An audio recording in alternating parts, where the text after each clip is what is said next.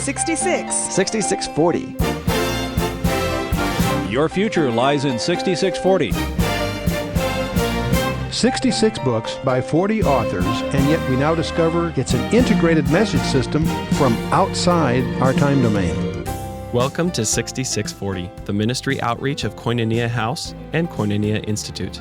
Today's Bible teacher is Chuck Missler, connecting the Bible to your life and the world around you. In today's study, Chuck begins his teaching on the Gospel according to Luke, chapter 21.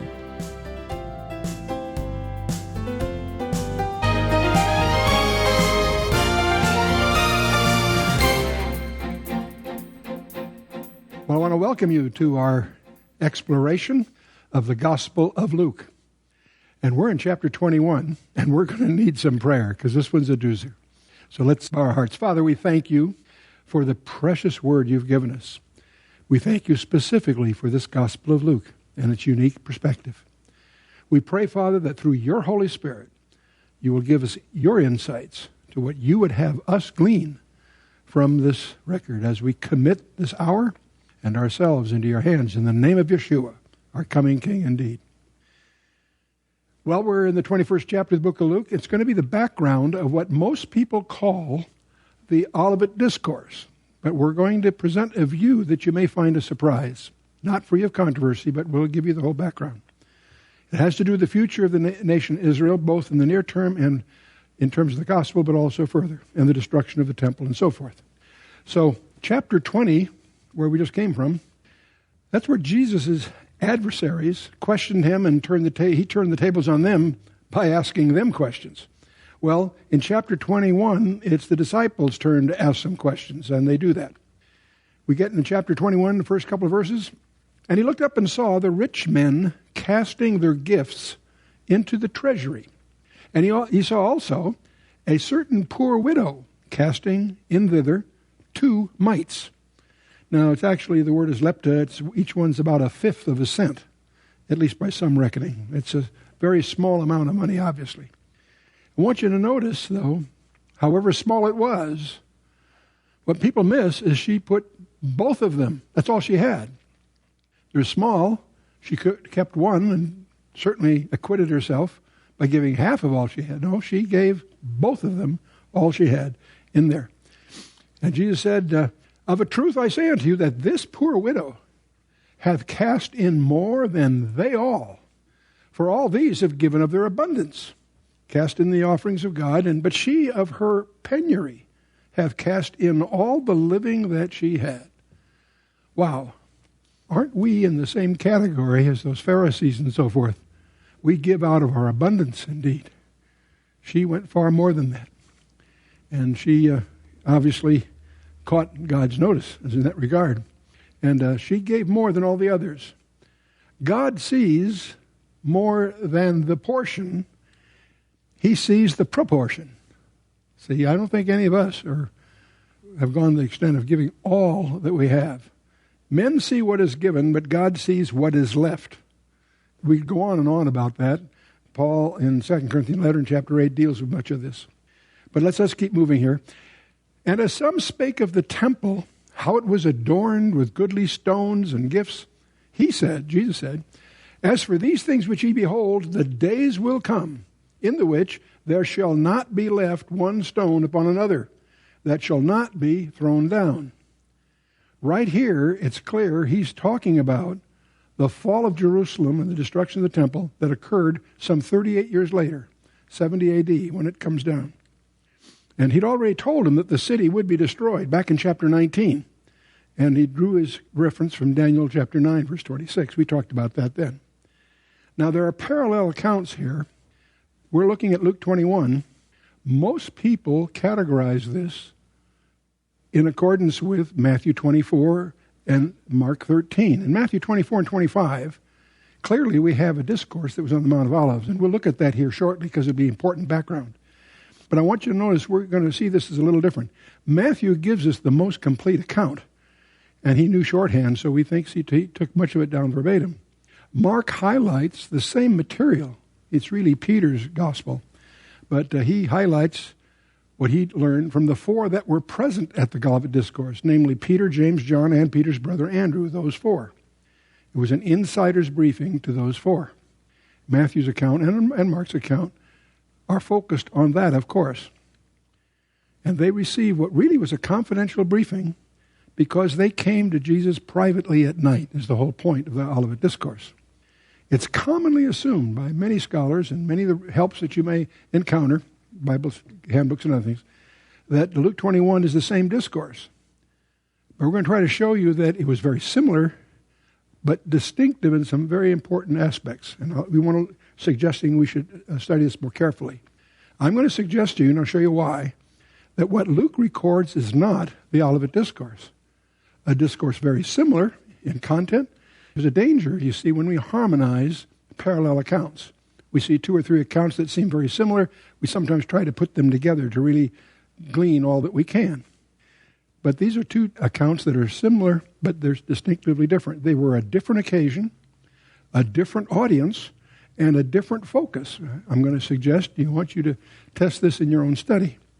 And I suggest that we need to distinguish between the account in Luke 21 and the accounts that are in Mark and Matthew, known as the Olivet Discourse. Let's do this by looking at the Olivet Discourse first. In Matthew 24 and Mark 13. Essentially, there's a one-verse difference, really, and we'll just get into this. We'll take a quick skim through this to refresh our memory. In Matthew 24, verse 1, "And Jesus went out and departed from the temple, and his disciples came to him for to show him the buildings of the temple. Jesus said to them, See ye not all these things? Verily I say unto you, there shall not be left here one stone upon another that shall not be thrown down." That obviously is very similar to the Luke account. "And as he sat up on the Mount of Olives, the disciples came," and we're going to discover the Luke account is not at night or on the Mount of Olives. It's in the temple during the day, but we'll get to that at the end. "As he sat upon the Mount of Olives, the disciples came to him privately, saying, Tell us, when shall these things be? And what shall be the sign of thy coming and of the end of the world?" Boy, those are some good questions. He gets our attention immediately. The disciples came to him privately is a very key point here. And in the Mark account, which is very similar, as he went out of the temple, his disciples said unto Master, What manner of stones and buildings? He says, same thing, not one stone left upon another. But then you get to verse 3 of the Mark account. He says something interesting here. He gives us the names of the attendees. "And he sat upon the Mount of Olives over against the temple. Peter and James and John and Andrew asked him privately." So we know there's four. Those four, they're listed by Peter, in effect, because Mark is his amanuensis. And same situation. They're very similar, except for another verse I'll show you shortly. He had his followers, but there's a group within those followers. That's the general public. There are the 70 that we find out about, where he gave public parables only after Matthew chapter 12. The 70 were privileged. Inside that, we have the 12. Inside the 12, we have his inner circle of three guys, Peter, James, and John. And these were the ones that were were allowed to go into Jairus' daughter, her raising. They were the three that were present at the Transfiguration. Those are three that were closer in a special circle at Gethsemane. And, of course, they are three of the four that were at the Olivet Discourse. So we recognize there is a inner circle aspect to what we're talking about here. And getting back to the Matthew account, Jesus answered and said to them, Take heed that no man deceive you. It's interesting, Jesus, in all of his accounts, both at the beginning and at the end, warns us not to be deceived. That's a command, not a suggestion, okay?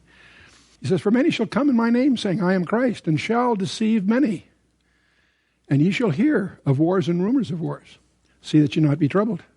For these things must come to pass, but the end is not yet. I want you to notice something. The things that we're going to list here are non-signs. I see many books on prophecy written about these signs of the times. Jesus designates these as coming, but they're not signs, because the end is not yet. Notice the distinction he's making. We're going to make more of that in a minute. So all these things shall come to pass, but the end is not yet. And here are the signs he's mentioning. Nation shall rise against nation, and kingdom against kingdom. And there shall be famines, and pestilences, and earthquakes in divers places.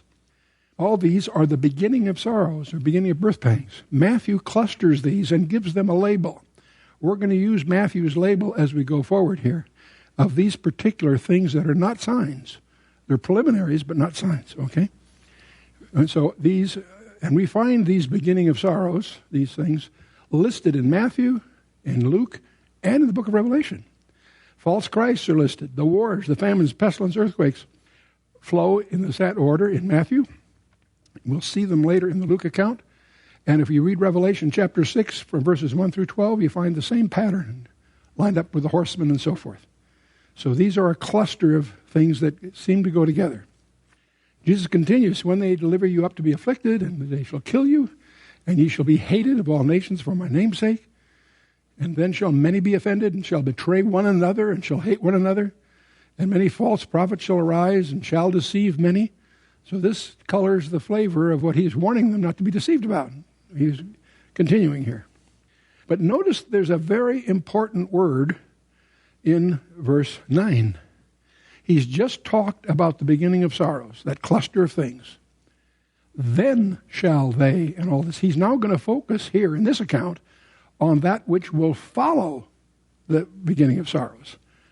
We're going to discover that Luke does the opposite. That's why I'm making a point of this here. Because all that follows here happens after the beginning of sorrows, the beginning of birth pangs. And because iniquity shall abound, the love of many shall wax cold. And that's agape, by the way. The word agape is there. My wife makes a point of that in some of her publications. But he that shall endure unto the end, the same shall be saved. And this gospel of the kingdom shall be preached in all the world for a witness unto all nations. And then shall the end come. And then we get to the pivotal verse in the gospel, in the Matthew account, verse 15. It's the 14th verse in the Mark account, but here's the key verse in many respects.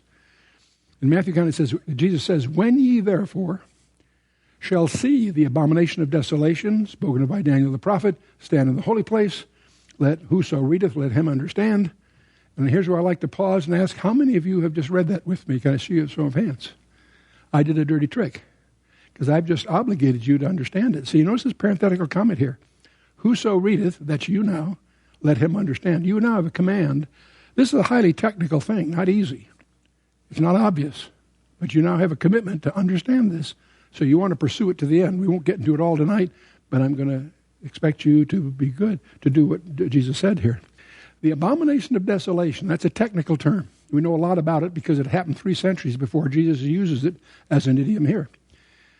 Abomination refers to idol worship. The abomination of desolation is the ultimate extreme of that, and that's an idol put in the holiest place on the planet Earth, namely in Jerusalem, in the temple, in fact, in the Holy of Holies.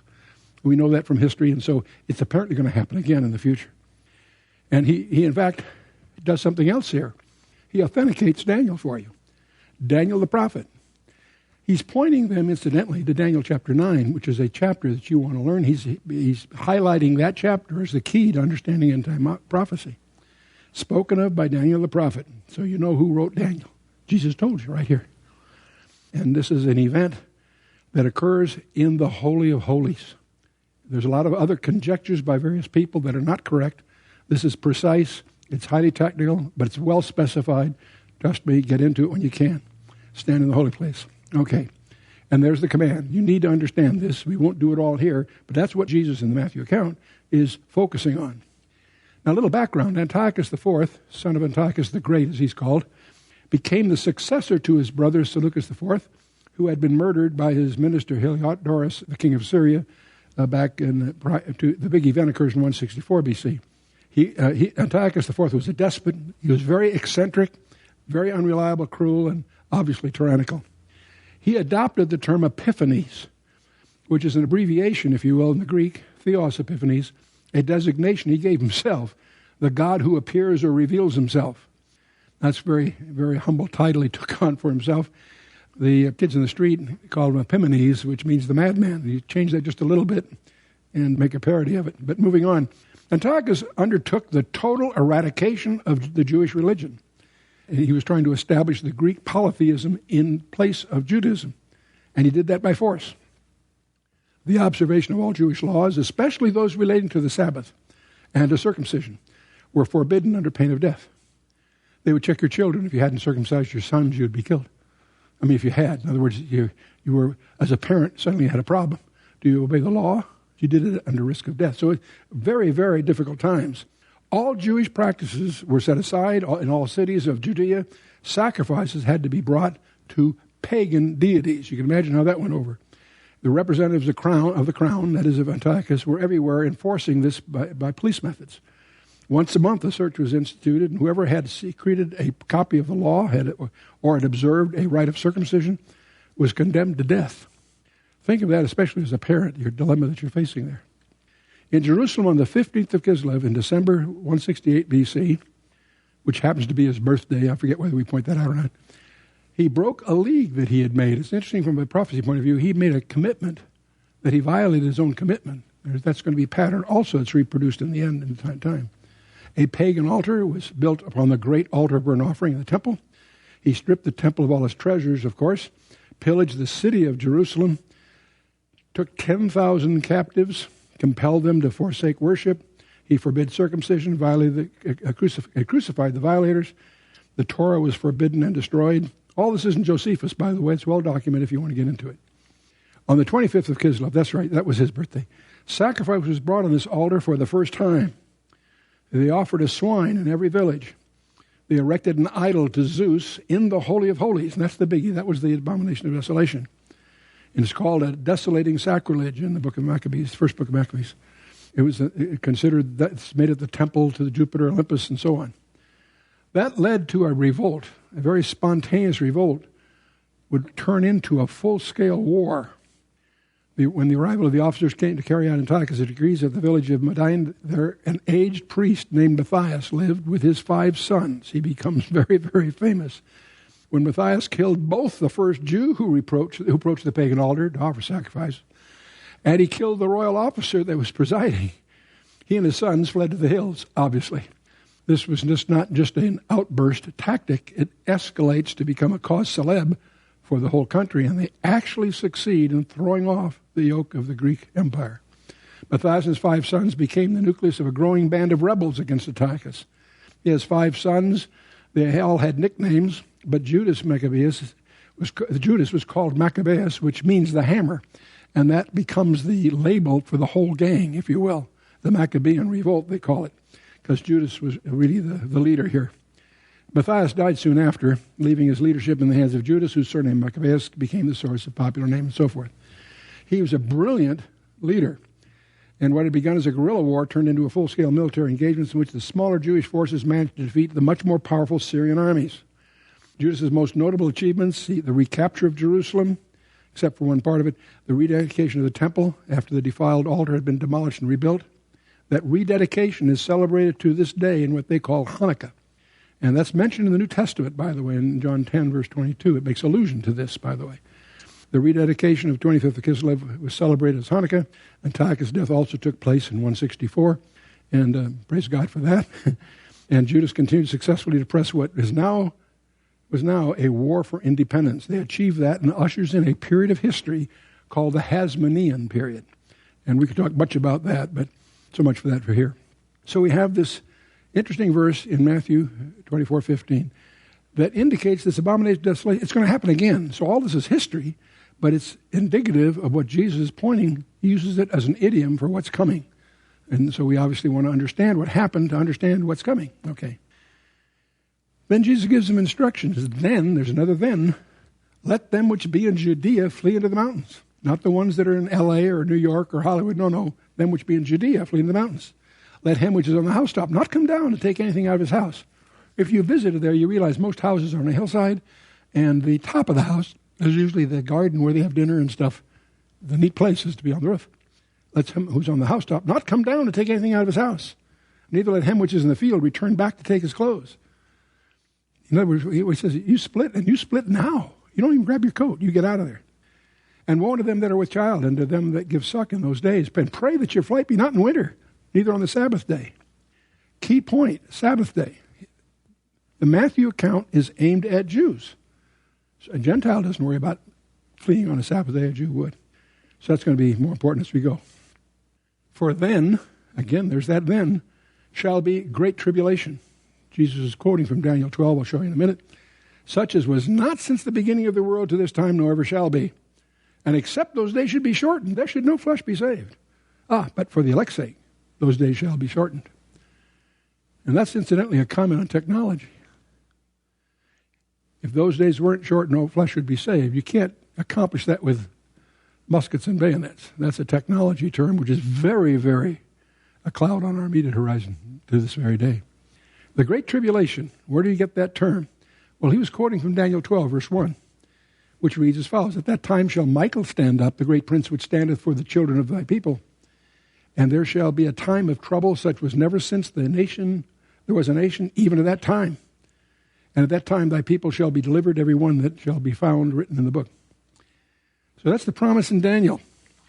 There is a time it's going to be an unprecedented time of trouble. Now, since we have the Holocaust behind us now, it's hard to imagine a time that's going to even be worse than Germany during the 30s. A time of trouble such as never since there was a nation, even at that time. Wow. Alas, the way Jeremiah calls it, he says, alas, for the day is great, there is none like it. It is even the time of Jacob's trouble, and he shall be saved out of it. So that's why the time of Jacob's trouble is Jeremiah's term for the same thing we're talking about here. But then Jesus goes on, if any man shall say unto you, lo, here is Christ or there, believe it not. For there shall arise false Christs and false prophets, and shall show great signs and wonders, insomuch that if it were possible, they shall deceive the very elect. Behold, I've told you before. We're going to see a lot of similarities with the Luke account, so let's not let that throw us. I'll come to get to that when we get in a moment. Jesus continues, wherefore, if they say unto you, behold, he is in the desert, go not forth. Behold, he is in the secret chambers. Believe it not. For as the lightning cometh out of the east, and shineth even to the west, so shall also the coming of the Son of Man be. Don't confuse this with the rapture. That's a whole other study, but let's go on here. Then you have this strange phrase, for wheresoever the carcass is, there will the eagles be gathered together. A very enigmatic allusion that many scholars have slightly different views over. I won't try to get into that here, but let's leave it where it is right now.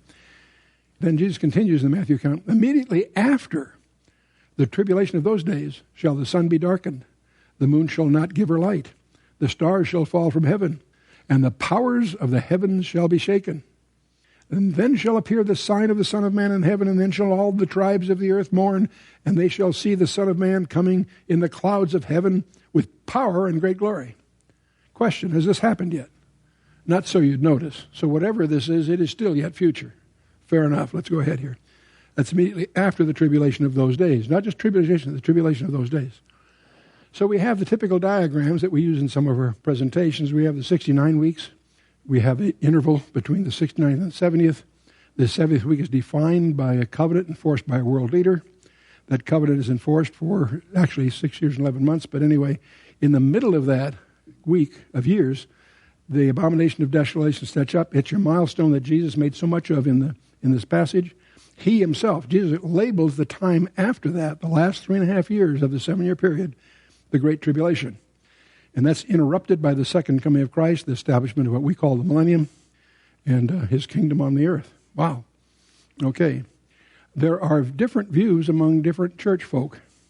There are some that believe the rapture occurs simultaneous or just before a second coming. So that's what they call a post-rapture view. There are others that believe that it happens before the 70th week of Daniel. We are in that group pretty much. There are some that say, they put it in the middle of the week. They call them mid-tribulation, which is sort of a misnomer because the tribulations really what they really mean is they see the rapture occurring prior to or approximate at the middle of the week. The trouble with with the mid-trib and the post-trib thing is they deny a doctrine of imminence, the idea that Jesus can come back at any moment. Donald Gray Barnhouse used to kid his students by coming in the office and saying, sad day, Jesus can't come back today, meaning that if they held those views, Jesus can't come back because there's specific things that have to happen first, and that's contrary to what the New Testament tells us, because we should expect him at any moment. Now, that's talking about the rapture, not the second coming, but okay. So we're pre-trib here.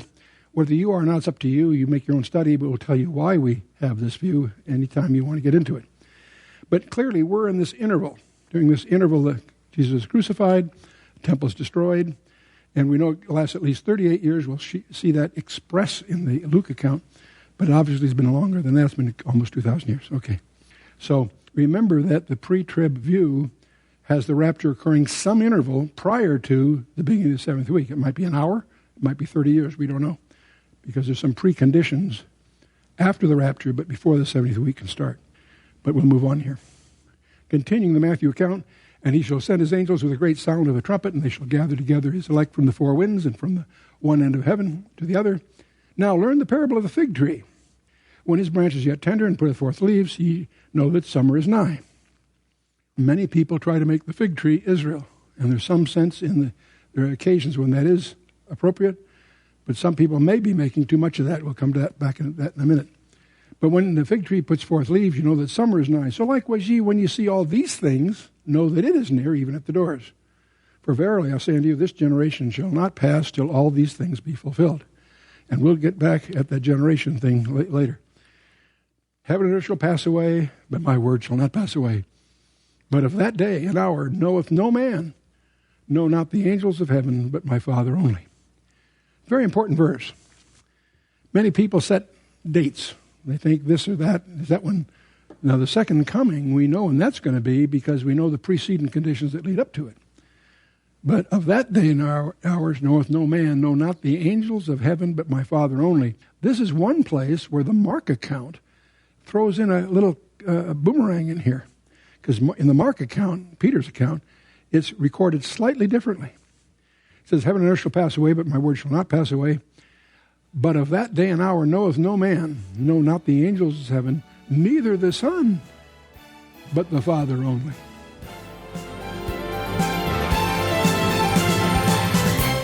You've been listening to 6640, the ministry outreach of Koinonia House and Koinonia Institute. Today's Bible teacher was Chuck Missler, teaching through the Gospel of Luke. Download the new K-House TV app to access an ever-growing collection of free resources. Visit the Apple or Android App Store, or search K-House TV on your Roku or Fire TV streaming device. Thank you for listening to 6640 and for your continued prayerful support of this ministry. Until next time, as we continue this series, may God bless you with the knowledge of His Son, Jesus Christ, as you study His Word.